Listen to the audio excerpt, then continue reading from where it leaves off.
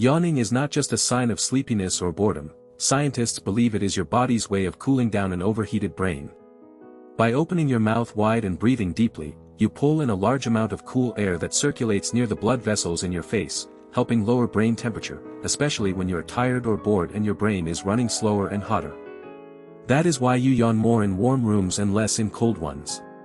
And yes, yawning is contagious between humans who feel empathy for each other. Comment if you yawn just reading this.